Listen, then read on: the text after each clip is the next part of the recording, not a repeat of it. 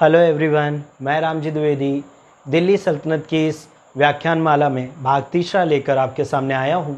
भाग तीसरे में हम बलवन से लेकर मामलुक डायनेस्टी या गुलाम वंश के आखिरी शासक तक की बात करेंगे। बलवन जो 20 वर्षों तक तो विभिन्न पदों और वज़ीर तक सुशोभित होता है और अगले 20 वर्षों में वो सुल्तान बनता है। सुल्तान बनने की इसकी ये कड़ी कई वर्षों में विभिन्न पदों पर होते हुए आगे बढ़ती है। बलवन 1265 ईस्वी में शासक बनता है और लगभग 1287 ईस्वी तक शासन सत्ता को उपभोग करता है। किंतु इससे पहले बलवन का जो जीवन था वो कुछ इस प्रकार था। बलवन भी इल्वरी तुर्क वंश का था और बलवन को 1235 ईस्वी के पास इल्तुतमिश ने गुलाम के रूप में खरीदा था। ये उन 40 गुलामों में से एक था जिसका संगठन इल्तुतमिश ने किया हुआ था और अंत में यही वो शख्स बनता है जो इस तुकान चहलगानी अर्थात 40 दल का दमन भी करता है। बलवन रजिया सुल्तान के समय में कई महत्वपूर्ण पदों पर स्थापित हुआ। बलवन ने अमीर हाजिब, अमीर आखूर और नायब ममलिकात जैसे पदों पर विभूषित होकर कई वर्षों तक प्रशासनिक प्रशासनिक पदों का संचालन कार्य कैसे होता है उन सब का उसने उपभोग कर रखा था। ऐसे में 1249 ईस्वी में बलवन अपनी पुत्री का विवाह उस समय के सुल्तान नासरुद्दीन महमूद के साथ कर देता है और इससे प्रसन्न होकर नासरुद्दीन महमूद उन्हें उलुग खां की उपाधि से भी विभूषित करते हैं। साथ ही ये नायब ममलिकात पद पर भी आसीन रहते हैं। बलवन एकमात्र ऐसा वज़ीर था जिसने वज़ीर रहते हुए छत्र का प्रयोग किया, जबकि छत्र का प्रयोग केवल सुल्तान ही कर सकता था। नासरुद्दीन महमूद के बाद दिल्ली सल्तनत के पद पर जब बलवन आसीन हुआ उस समय सुल्तान के पद की गरिमा एकदम गिर चुकी थी और दिल्ली सल्तनत की सीमाएं भी असुरक्षित थीं। बलवन ने कोई नई विजय नहीं की, किंतु उसका सारा ध्यान दिल्ली सल्तनत की सीमाओं को सुनिश्चित करना और सुल्तान के पद की पद प्रतिष्ठा स्थापित करना महत्वपूर्ण था। उसने राजत्व के सिद्धांत जारी किए जिसमें उसने राजा को दैवीय अधिकार से सुशोभित बताया और राजा को इस पृथ्वी पर ईश्वर की छाया और पैगंबर के बाद दूसरा स्थान प्रोवाइड किया। इसके साथ ही वो राजा की निरंकुशता पर भी बल देता है। अपने दावे को वैधता प्रमाणित करने के लिए उसने खुद को अफरासियाब वंशज से घोषित किया। अफरासियाब वही वंशज है जिसका जिक्र फिरदौसी के शाहनामा में हमें मिलता है, क्योंकि आप जानते हैं कि ऐसी वैधता इसलिए भी ज़रूरी है कि गुलामों को शासक बनने की जो वैधता है वो कभी प्राप्त नहीं होती है।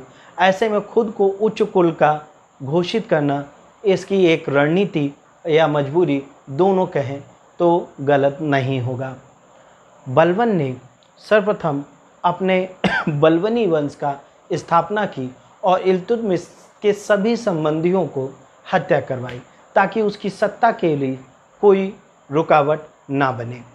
बलवन ने अपनी सत्ता को और सुदृढ़ करने के लिए तुकान चहलगानी पद का दमन किया और एक उन्नत गुप्तचर व्यवस्था जिसे बरीद सिस्टम कहें स्थापित किया, जिसके द्वारा वो अपने सरदारों पर पैनी नज़र रखता था।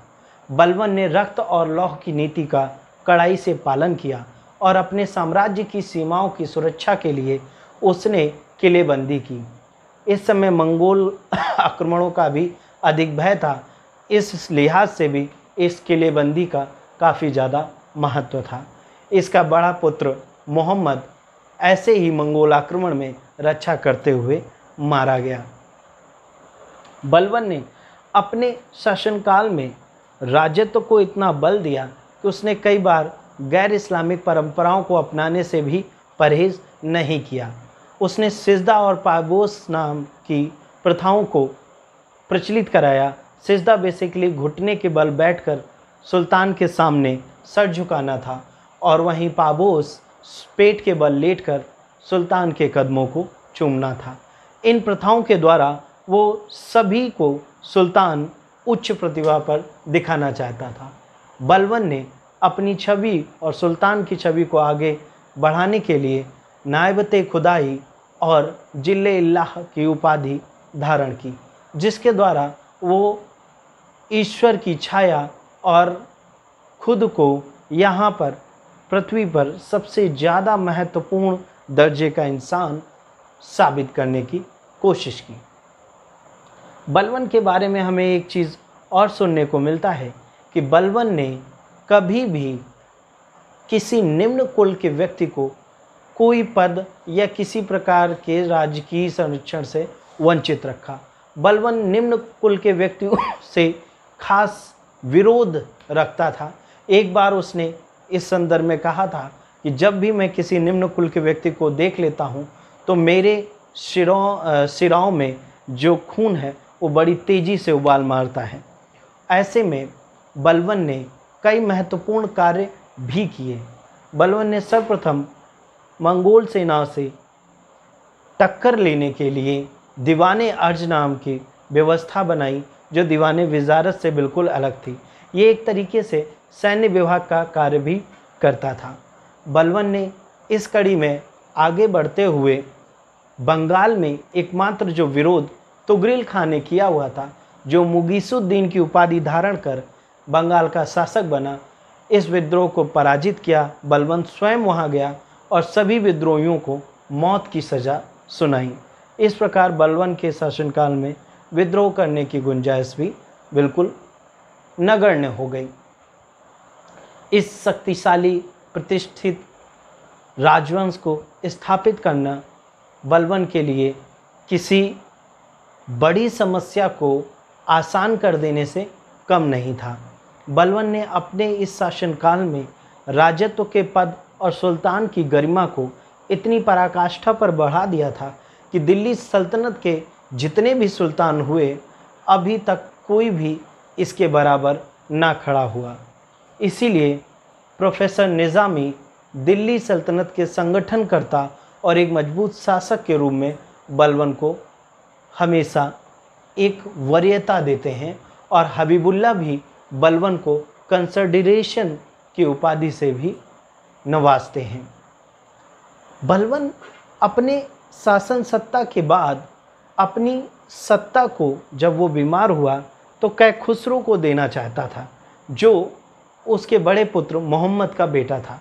किंतु उसकी मृत्यु के बाद वज़ीरों और सरदारों ने अपना कार्य पुनः प्रारंभ कर दिया और कैखुसरो को मुल्तान भेजकर कैकुवाद, जो बुगरा खां का बेटा था और बलबन का पौत्र, उसे शासक के रूप में मनोनीत किया। कैकुवाद 1287 ईस्वी से लेकर 1290 ईस्वी तक शासन करता है। कैकुवाद बुगरा खां का पुत्र था और बुगरा खां इस समय बंगाल में एक स्वतंत्र शासक के रूप में सत्ता का उपभोग कर रहा था। इस सत्ता को दिलाने के लिए वज़ीर फ़खरुद्दीन का हाथ इसमें सर्वाधिक महत्वपूर्ण था। किंतु फ़खरुद्दीन एक षड्यंत्रकारी प्रकृति का व्यक्ति था। फ़खरुद्दीन पिता और पुत्र को भी मिलने नहीं देता था।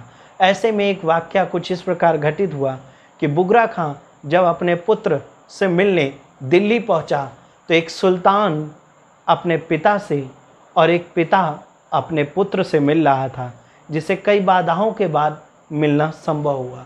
और इस पूरी भेंट का जिक्र समकालीन इतिहासकारों ने किया हुआ है। किंतु कैकुवाद की वहाँ के षड्यंत्रकारी अर्थात दिल्ली सल्तनत के सरदारों द्वारा हत्या कर दी जाती है और कैकुवाद के अल्पवयस्क पुत्र कैकमर्स को सत्ता पर आसीन किया जाता है, जो मात्र अभी 1-1.5 वर्ष का बालक ही था। उसकी सत्ता का संरक्षक जलालुद्दीन खिलजी बनता है, जो उसके संरक्षण में उसका संरक्षक बन करके शासन सत्ता को चलाता है। किंतु 3 माह बाद उस छोटे अविवेक सुल्तान की भी हत्या कर जलालुद्दीन खिलजी ममलूक डायनेस्टी का अंत कर खिलजी राजवंश की स्थापना करता है। इस प्रकार दिल्ली सल्तनत के भाग तीसरे में मामलूक डायनेस्टी या गुलाम वंश का अंत करके अब हम अगली कड़ी में खिलजी राजवंश के बारे में पढ़ेंगे। धन्यवाद।